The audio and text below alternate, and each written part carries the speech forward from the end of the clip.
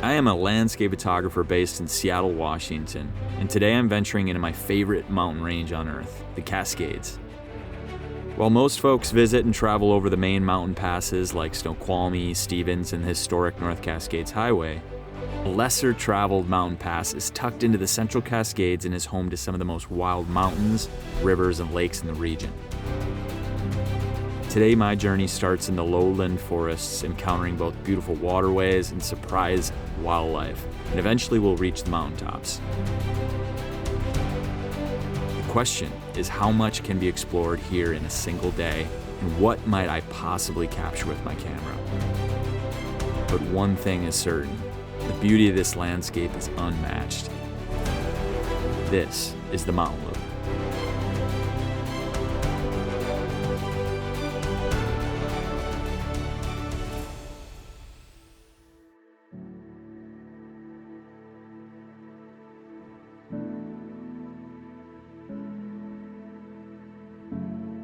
Good morning from the Mountain Loop Highway in Washington State. I haven't been along this highway in many months. I have been busy climbing the Bulger list, which is the 100 highest peaks in Washington State, and none of them are along this particular highway, so it's a treat to finally be here. It is a crisp fall morning, and just driving along the highway, seeing what I'll see, playing landscape photographer, which I haven't done in quite some time given all the climbing that I've been doing.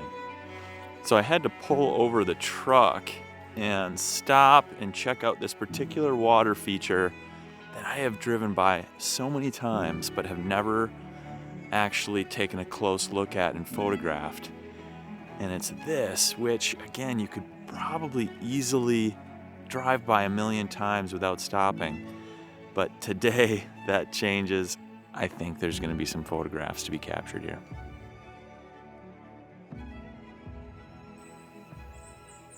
So I am shooting with a 100 to 400 telephoto lens, one of my favorite lenses, even for a scene like this. This is what it looks like at its widest. I'm thinking that's a beautiful composition in itself, but I just wanted to hone in on some details that I also might capture that are just catching my eye. Really liking the diagonals created by this log here, these logs, and I think that's really interesting. And then separately, also really liking the colors in the far side of the water. They're kind of faded through the fog, but it's a really beautiful scene though. So backing up and looking at this scene at 100 millimeters still looks really fantastic. I actually think I would welcome a little bit of blurring of the fog to create an almost more ethereal feel. That said, I'm really just going to focus on getting an aperture that allows me to get sharpness from front to back, and I'm going to do that by kind of stopping down the aperture, increasing the f number. Let's bring it to maybe f16 or f18 with an f18 aperture and an ISO 100 to really get a proper exposure. I'm shooting at 0.6 seconds. That's definitely going to create a little bit of blurring of the fog, but not too much. So we'll see how this one turns out. I was pleased with these images from this unique water feature.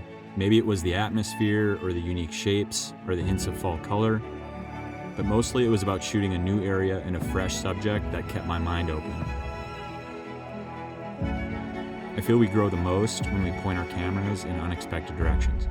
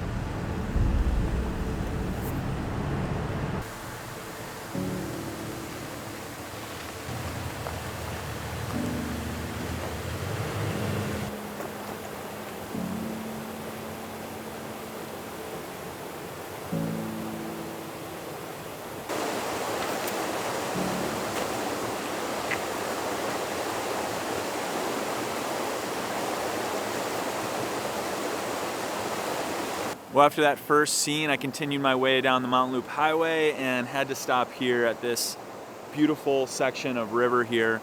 And there's a variety of rapids and rocks and just foliage along the side of the river. I once again here have my 100 to 400 telephoto lens. I'm just gonna kind of hone in on particular details that catch my eye. And I can already tell that the longer time I spend at this particular spot and just kind of soak up the surroundings and kind of hone in on particular details, the more and more compositions are going to reveal themselves. So we'll see what I capture here.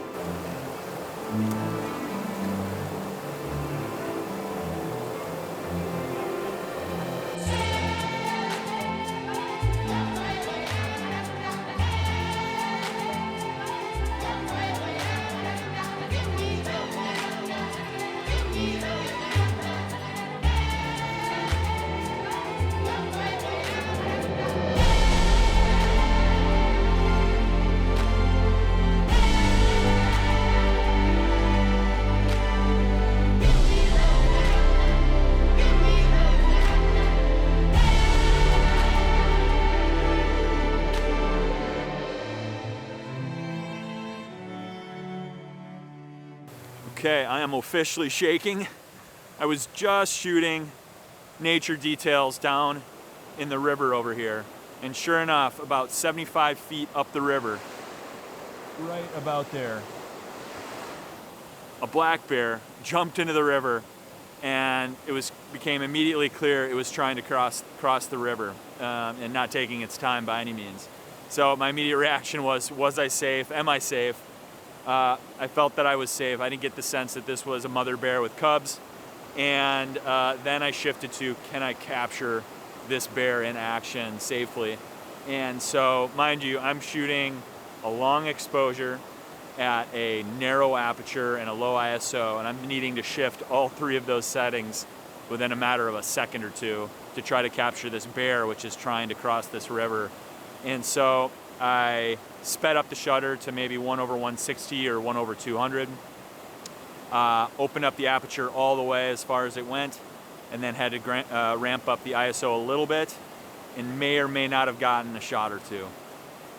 Time will tell. I'm gonna have to put it up on the computer and see how it's looking. It might not be my greatest wildlife shot that I've captured, but we will see. So take a look at that, and in the meantime, I'm gonna be on high alert to see if that bear's around. What a beautiful creature. While this was not my best executed wildlife image, this will serve as an amazing memento of this special moment and encounter. After this snapshot, it felt like the bear vanished, gone as fast as it appeared.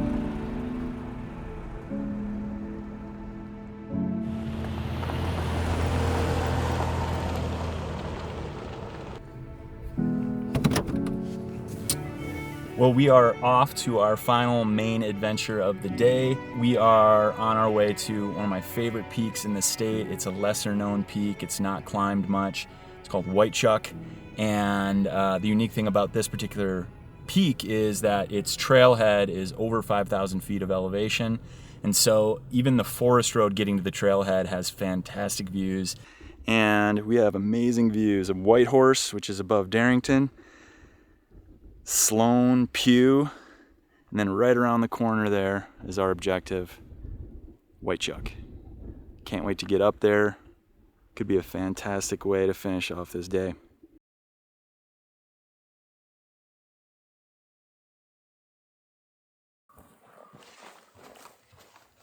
Back on the trail. It's truly a privilege how much time I've been able to spend on trails over the last 10 years. In this instance, time on this trail meant both contemplation and anticipation.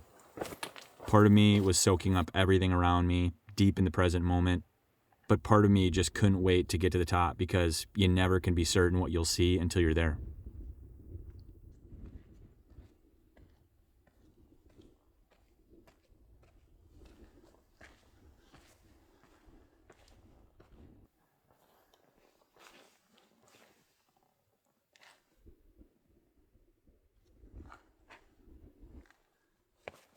Well, we're steps away. There's the summit right there. Just got to get down into this gap, which some consider the crux of the climb. Another 50 feet and we're there.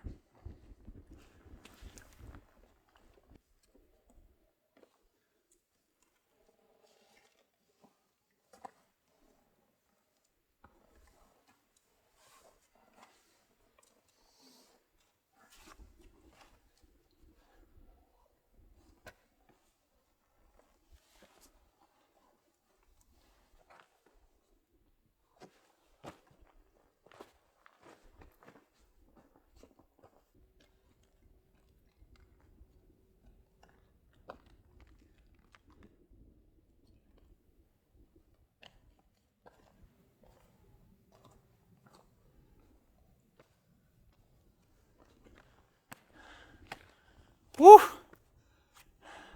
Welcome to White Chuck Summit. This is why I love this summit.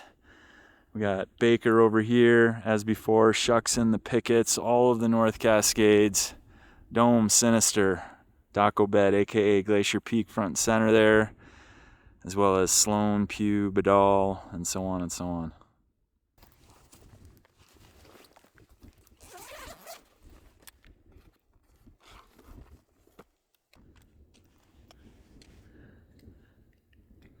Well, I am busting out the trusty 100 to 400 right now, and there are just countless image possibilities here. I'm not quite sure where to point my camera first. Anyway, I'm gonna opt out of a tripod and just shoot handheld for a bit. The wind is picking up a little bit still, but not too bad. Much better than I was expecting. Looks like I can get away with 1/640 for a shutter speed, middle of the road aperture 6.3, and a slightly raised ISO of 320. Why am I opting to shoot handheld? Just because I want to really move freely and not be constricted or restricted by the rigidity of a tripod. I just want to be able to shoot a variety of scenes, none of which are really going to have immediate foreground, so I can get away with a fairly wide aperture and just get a number of shots that I'm excited about. Mountain photography is at the heart of everything I do, creatively speaking.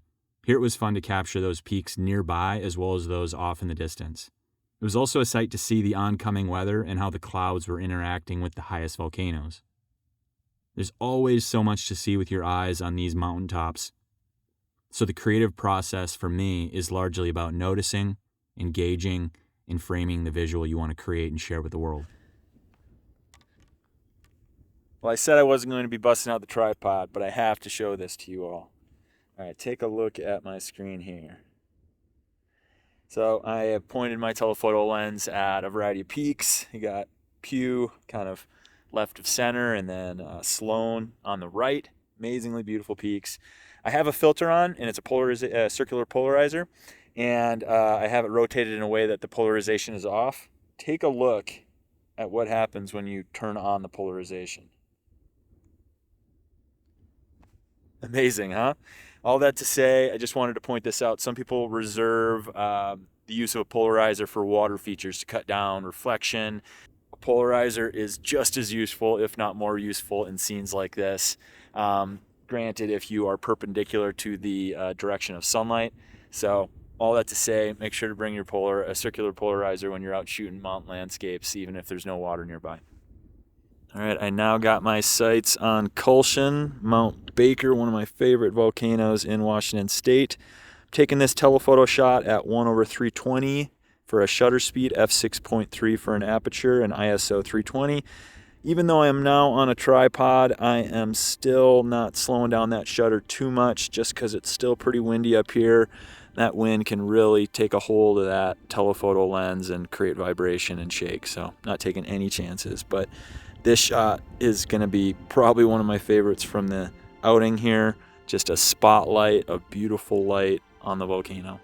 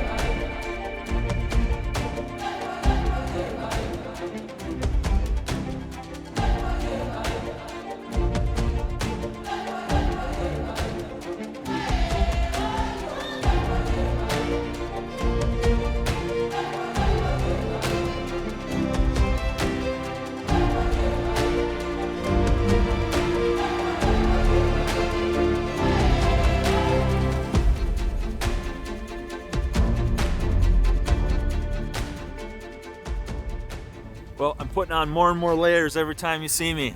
There is no question fall is here and winter is on its way, and it is takes a lot to stay warm up here. Anyway, it has been a lovely visit to the summit, one of my favorite mountains in the Cascade Range, White Chuck, and you know, been taking a variety of photos, time lapses, and even got the drone in the air since this is a non-wilderness national forest. Amazingly fun to get some aerials. I don't get the chance to do that very often. Anyway, wanted to thank you for tuning in, watching. I hope you tune into future videos, and we will see you in the next one. Take care, y'all.